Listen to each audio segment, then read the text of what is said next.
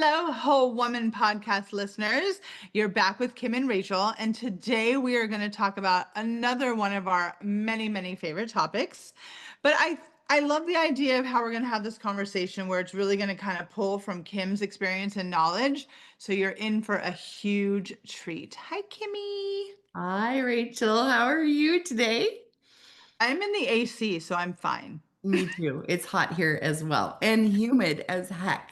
For those of you listening, it's officially summertime everywhere, I think. I Everywhere. know. I feel bad for complaining but I just can't help it, especially when the humidity here in South Carolina is higher than the actual temperature.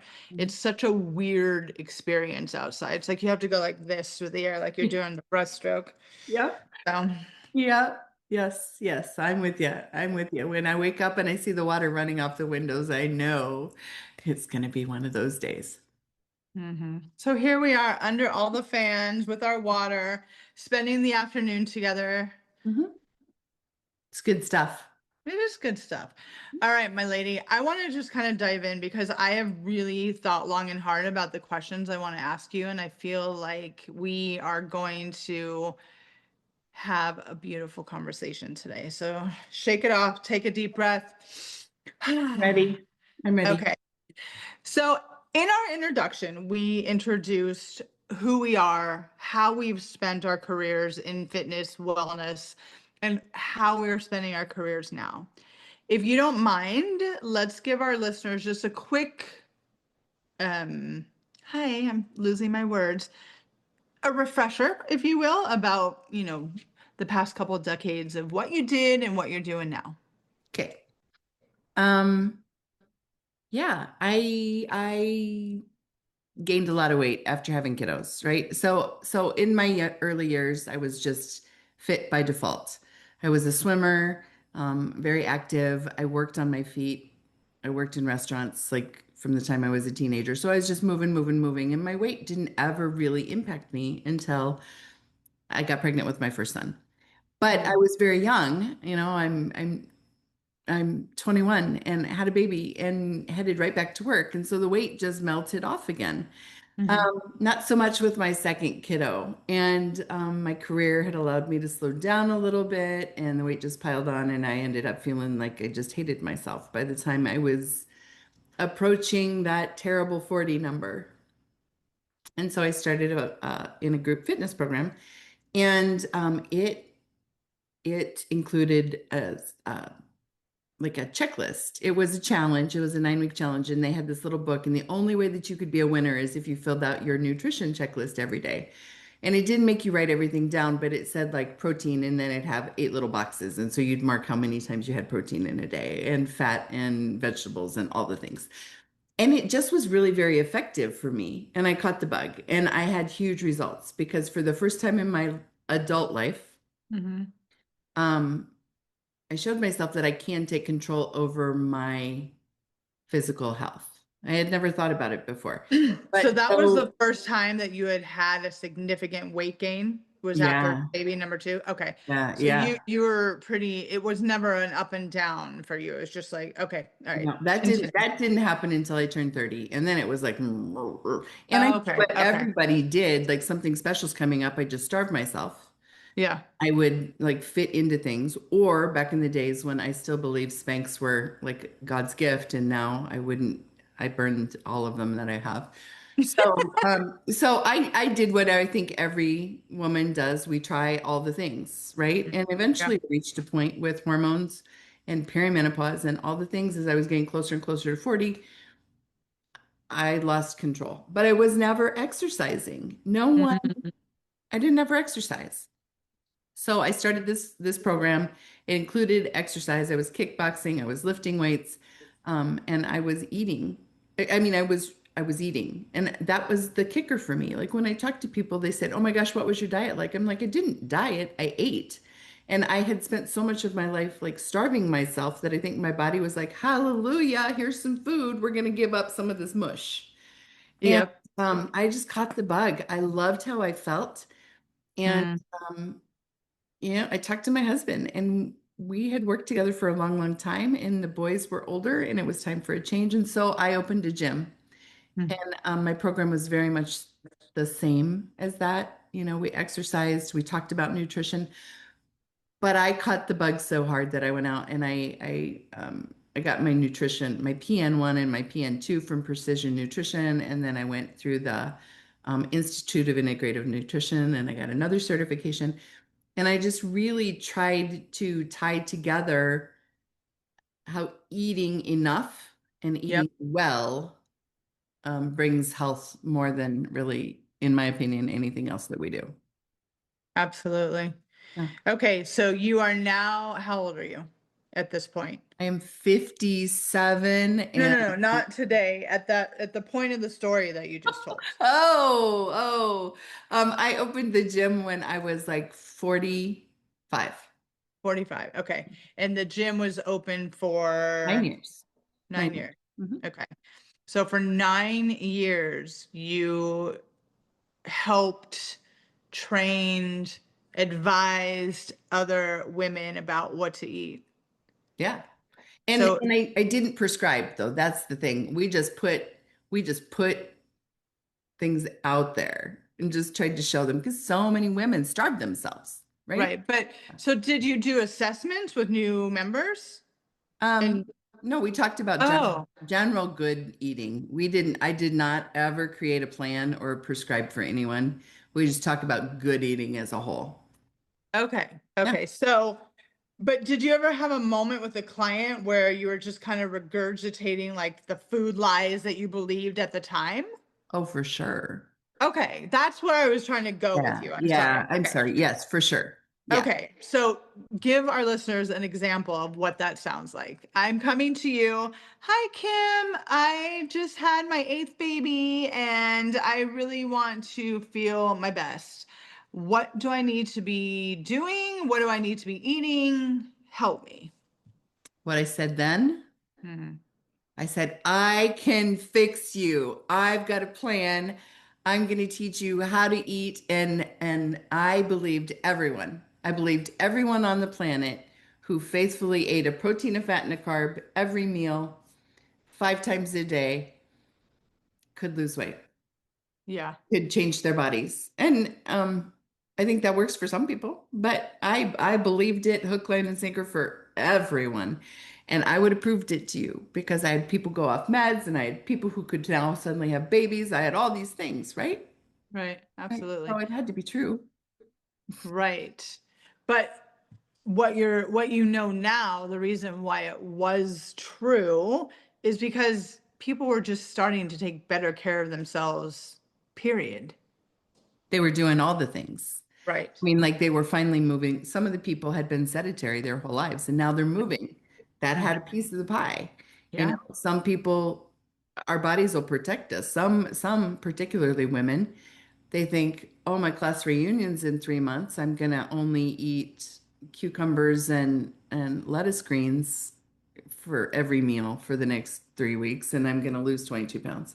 I mean, just all the fallacies. And so for them to come to me and I'm finally giving them permission to eat and I'm working them out like in a crazy way. It was group fitness and it's push, push, push. They were hungry when they left. Right. So those things combined and there were results. But what I've learned today is that that's maybe not sustainable for our whole lives, right? Right. But before you jump ahead, Yeah. my follow-up question to that is, you talked to me about this because you and I had a similar experience. I want you to share that experience. So when were you talking to somebody or giving them this advice and it just dawned on you that you were just telling them a lie that you believed, of course, but you realize now that it was a lie? Talk to us about that experience. I was in the middle of a program and a lot of success, right? I mean like physical, visible success.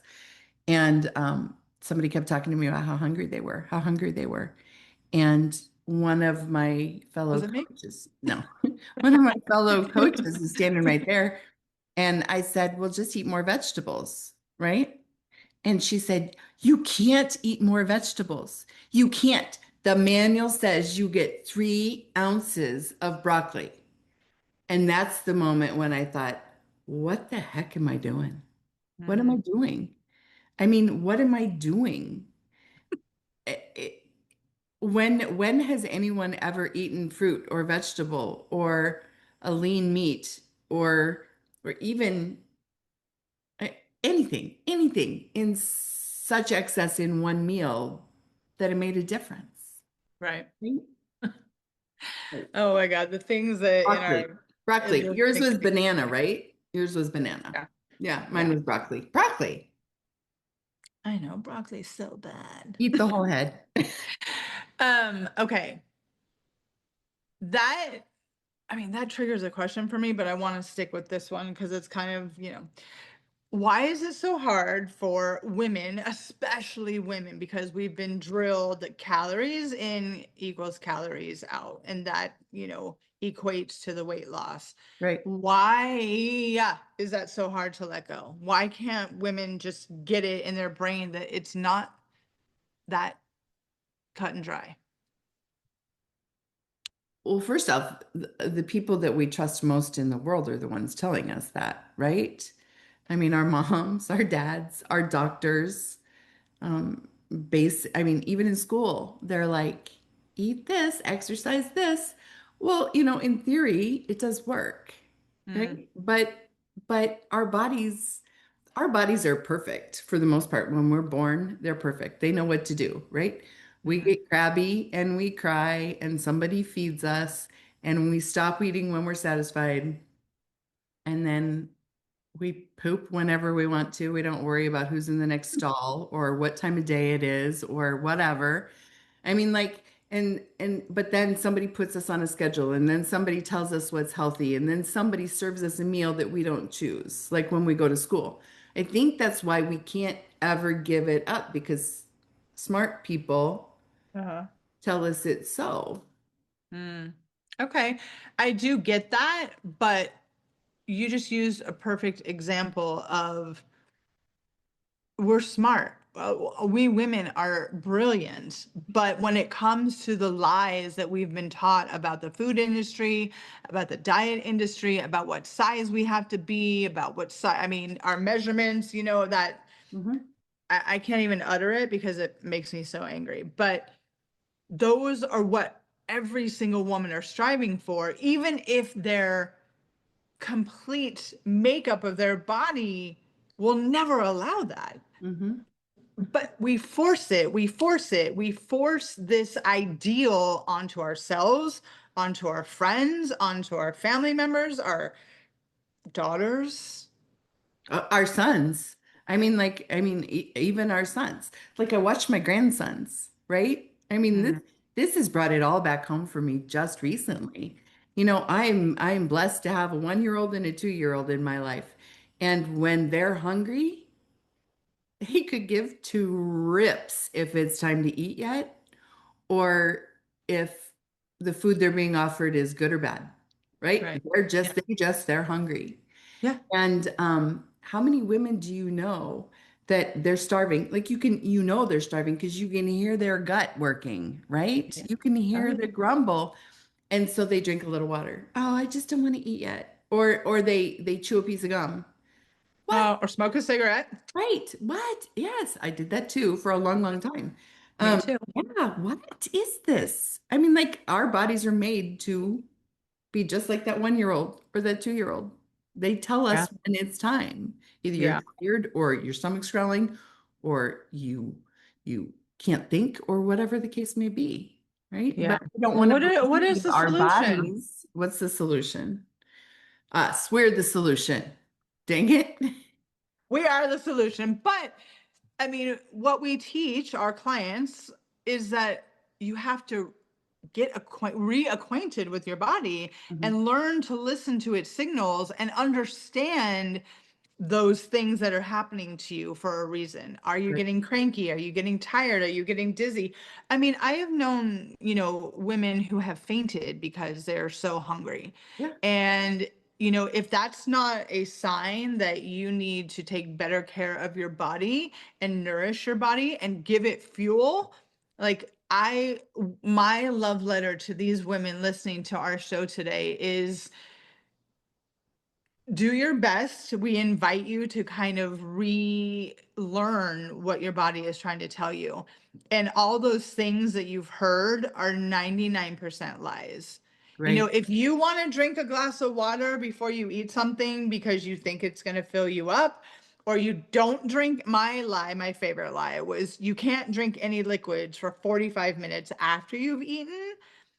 I just it makes me laugh just talking about it. But you know, my body doesn't work that way. It just doesn't. I know And people, I don't mean to interrupt, but no, I know please. women who were taught by someone to take a bite, chew it 20 times, then have a sip of water, and then take a bite and chew it 20 times and have a sip of water. What I've learned through Yeah.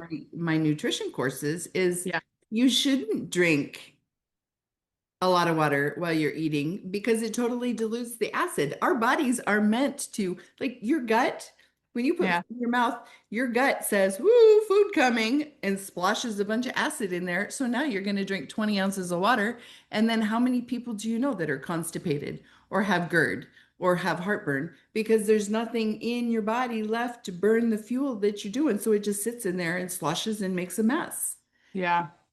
Like forget the lies, forget what everybody told you, and just honor what your body's telling you, right?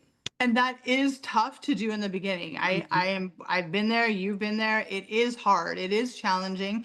And your initial response is to go back to what you know. Listen, Right. we all struggle with change. I get that. But I think that once you find your homeostasis and you find what works best for your body, which means taking your lifestyle into consideration, taking your exercise level into consideration, you know, there's so many things that you have to relearn. And all I'm asking for you, our listener, is to be open to that task because once you do figure it out, you don't have to think about it again. Right. You really don't. Okay. Did you want to say anything else on this topic? Because I have another question No, for no, you. no, go ahead. Okay, so why is it so important for us? And we're going to talk about it probably on more episodes, but why is it so important for our listeners to eat whole foods Versus half foods. I'm kidding. versus ultra processed foods? I agree. I'm just teasing. I was thinking about that this morning. I got up and I knew we were talking about food today, and I don't like talking about good food or bad food, and I don't like talking about whatever. But I was really thinking there's a huge I believe that a person should have the right to eat any single thing they want at a given moment of time. So, like if somebody offered me an airhead, now, mind you, I hate airheads, but if I liked them and someone offered me one, I could have one, no matter what I'm doing in my lifetime. But I Yeah, can't live off of them, right? Because they don't nourish me. So, you know, all of these foods that people consider to be easy and convenient and lifesavers because oh I can microwave them in the bag right in the and have them on the table in 2 minutes. They're doing things to us. I mean, in our generation, you and I, the microwave came into existence, and I don't believe that the microwave is like killing anyone, but I believe that, I mean, like it as itself. But all of a sudden now we've created all these foods. Like, were we supposed to be microwaving plastic? Were we supposed to be putting preservatives into things with meat so that they can sit in the cupboard for 2 years? yeah, All the things. And so whole foods, real foods, things that have one ingredient in them, or maybe a couple if we're talking about dairy or yeah, a whole grain product, fine, good. yeah. But I really like what I live by in my life is that if something has more than five ingredients in it, it doesn't come into my house because I Yeah. don't want to eat it. But you also have been in this industry for decades. There are people out in the world, and we know this still in 2025. I just organized for this woman, and her pantry was 100% ultra processed foods. 100%. And it's not a judgment, it's a fact. What I'm trying to say is that there are many people who still live this way. Mhm. And it can say organic or diet or fat free all over the package if it wants. But like you said, if you turn that thing over and it's got a whole host of ingredients, and the first one is Mhm. what? Most of the time it's water Yeah. Or salt or or so, yeah. yeah, So sugar or ultra hydrated. Yeah. Yeah. and I mean, being a personal trainer, I have literally heard it all. I don't like cooking. I don't want to learn how to cook. I don't want to. And so that is something that you are going to have to accept. And I mean, you, that person, that individual, that you're sticking to that story and you are never going to get any better. And I'm sorry if that comes across harsh, but I lived my first 2 decades on microwave food. So if I can make that transition and now I eat 98%, I cook at home. Right. Yeah, I do. And, do I love to go out to dinner? I absolutely do. But because I eat at home most of the time, when I do eat out, I don't feel great for a day or two. Mhm. And because it's so high in sodium and so heavy, and just, I really don't know what the ingredients are that's going in things. So So I guess, before you yeah, go further, I want yes. to bring up, my husband and I joke that we don't go out to eat as often because it's usually better when we're at home. So, I mean, like not better for me, but better tasting because we've gotten to this point where we don't like feeling crummy when we go to a restaurant. But I totally lost it. Oh, the biggest complaint that I had, I knew I had to come back to this. So I had all these people. It was always, I don't have time. I don't have Mm, time. I don't have time. And so for 1 week, I timed every preparation that I did. And I mm. worked hard to prove that it could be quick. Now, I'm a person who, when I come home from the grocery store, I cut up all my vegetables because if I don't cut them up, I'm gonna find them and they're gonna be like a bag of soup in the bottom of my crisper the next day, or the next week, I mean. So I always have like cut up peppers and cut up onions and all the vegetables and stuff all ready to go. And when I cook meat, I always cook extra. I cook for tomorrow, right? So Yeah. I don't ever do 2 chicken breasts. I usually do 4 to 6. Yep. Anyway, so like I get up in the morning, I have eggs and fruit almost every morning. Sometimes a piece of toast if I'm hungry. But like 2 eggs over easy takes literally 2 minutes. Yeah. Give me an extra minute because I got to heat up the pan, right? I Yeah. mean, that's 2 minutes. And if you've got stuff prepped, snacks are easy. I grab some vegetables and some cottage cheese. Oh, 2 minutes. Lunchtime. I'm gonna take out the salad that I've prepped and I'm gonna dump a can of tuna on top of it. 2 minutes. I mean, like I literally can invest under 15 minutes in a day cooking my food, preparing whole food, and I eat 5 times a day. Yeah. I mean, it gives me more time to enjoy the meal because I can Yep. do it efficiently. But don't tell me you don't have time. Sorry. Okay. No, Go I know. forward, I but think don't I tell me you think the don't have time. level of frustration we're feeling is just because we've been dealing with this for over 20 years. I Right. get it. But I am trying to be empathetic to you who are listening to us for the first time. I just want to tell you that whatever you choose is great and it's your choice, but there are always solutions, for your busy schedule, for your budget, for your work week schedule, for meal prep. I mean, Kim comes from that place and that's great. I hate meal prep. I think I would rather pull out teeth. So, but that doesn't mean that I don't like convenience. So I definitely do buy things, like I bought a bag from Publix today that's already like your little coin carrots. I can just throw those on my salad. Yeah. So I do make my life easier. Um, but from going from never cooking and just reheating or pushing, pre whatever on the microwave, to creating a whole meal now, and that for me is such a joy that I didn't know I was missing out on. So Mhm. that's what I kind of want to say to our listeners. You don't know unless you try. Right. And I did not learn how to cook, you guys, until I was 37 years old. I Wow. never handled a piece of chicken, raw chicken, until I was 37 years old. So That's it's crazy. not too late. No, it's not too late. And I'm really not, I mean, like if you were working with me and I'm coaching you, I'm not that person who walks into your house with a garbage bag and like empties it. Right? Because everything has to come in stages. I'm just here to tell you that like when I had little kids at Yeah. home, there were times when I'd crack open a can of SpaghettiOs because that's all I had going. I'm not passing judgment on anyone. But Yeah. if you want to make changes, if you've reached that point in life where you want to make a change, you want to eat better, you want to move more, you want to whatever, you just got to take the first step. And the first step is going to involve some discomfort and some changing old habits. Yeah. And it means like maybe the SpaghettiOs are the treat on Friday for the kiddos.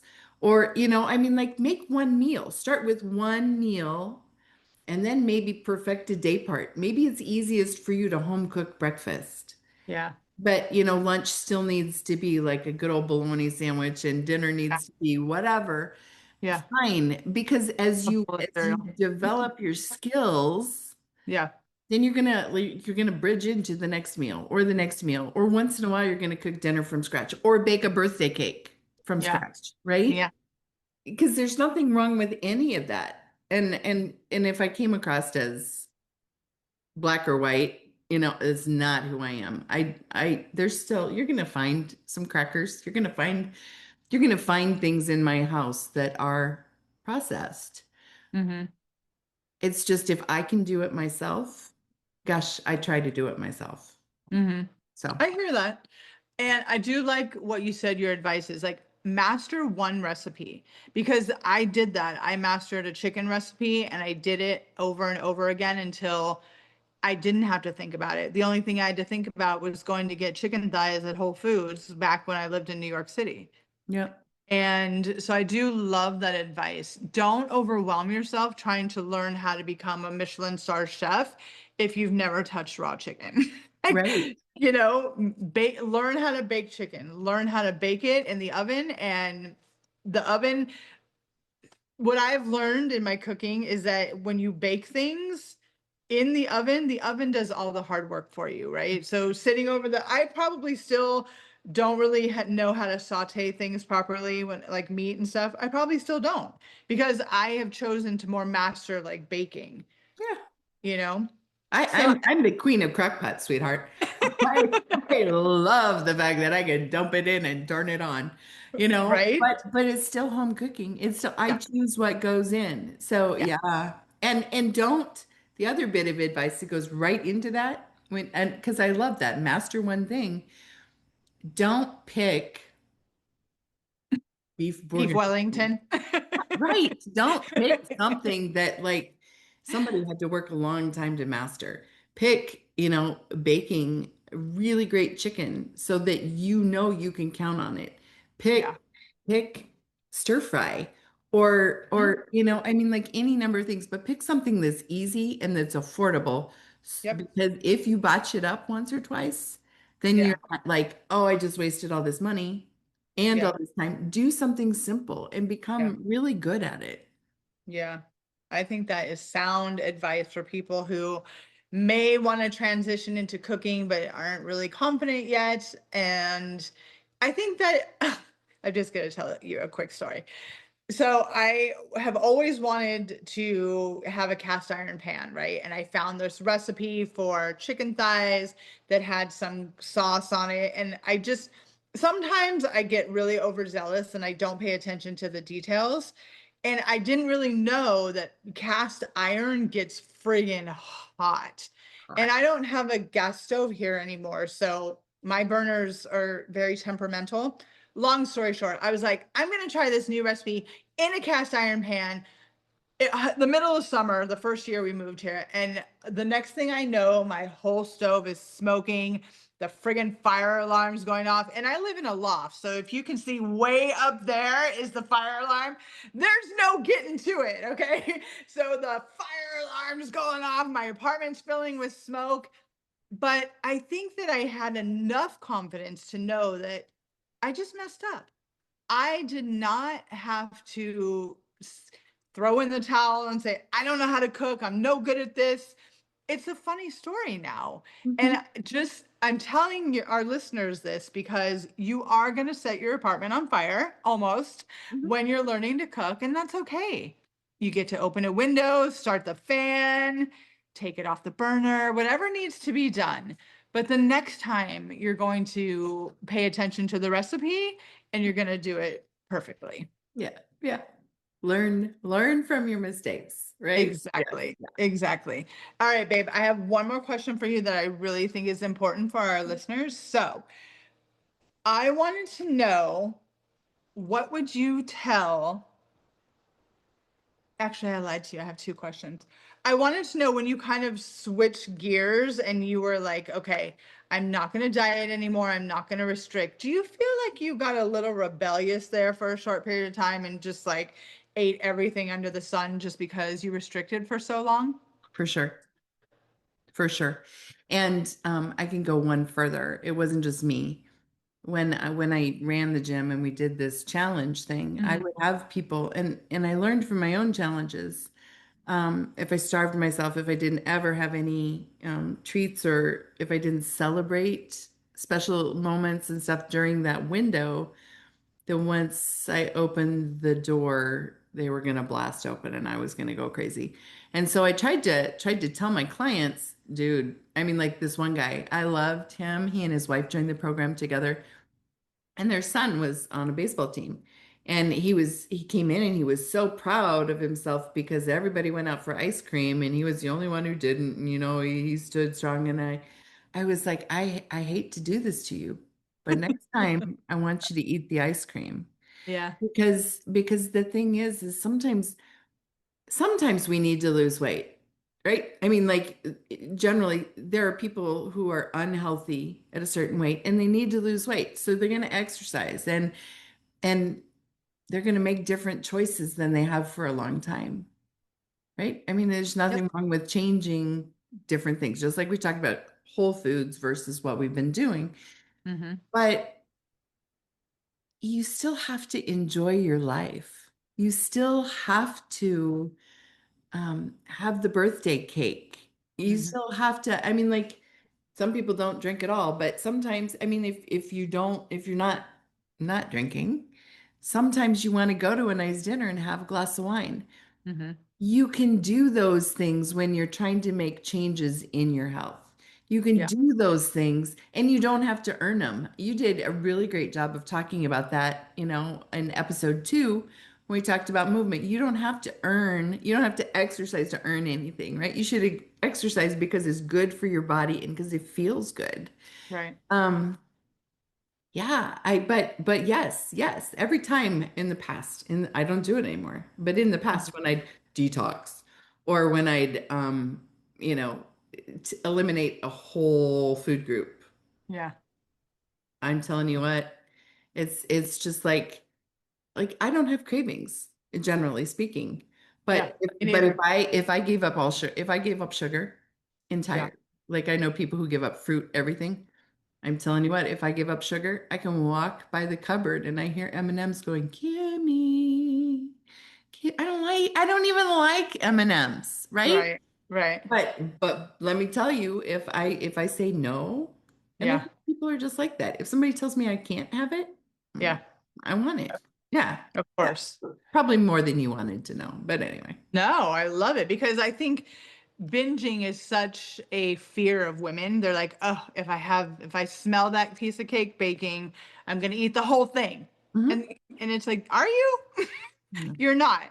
You just have told yourself, you've taught yourself to be afraid of the thing, the one food that you think is gonna make you bigger. Yeah. And I know that like the back of my hand. But I find it interesting that, when I did stop binging, I mean, stop restricting, excuse me, I stopped binging. And I thought that was a very interesting side effect to diet, ditching diet culture. All right, let me ask you this final question and then we will say adios. Okay. Okay. What would you like to tell the unloved version of you about food? The unloved version of me. There is no bad food. That's what I'd tell her. Um, yeah, I would just, there is no bad food. And I need to back it up with everything we've talked about today. There's foods that aren't good for, no, there are foods that don't benefit my body the way I want my body to feel. Well, those ultra processed foods.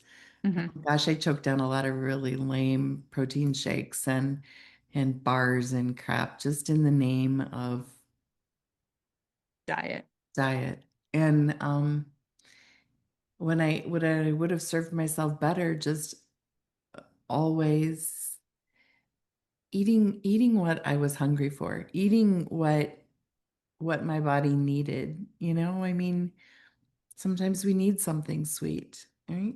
Grab an Mhm. apple, right? Put peanut butter on it. I don't know. Um, Or dip it in chocolate. Hi. yeah, I mean, like there's no, I would have just told myself to enjoy the meals and enjoy that time. Yeah. Eating should be pleasurable. Yep. And, yeah, that's what I would have told her. That's what I tell I love myself that. today. I love mealtime. I love we bought an extra big table so that we can all gather Oh, together. yeah.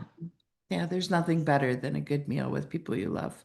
Agreed. Yeah, Well, I think that we had a really powerful conversation today, and I hope you, our listeners, enjoyed it and understand that we are always going to come from a place of understanding because we both have been there for decades and decades.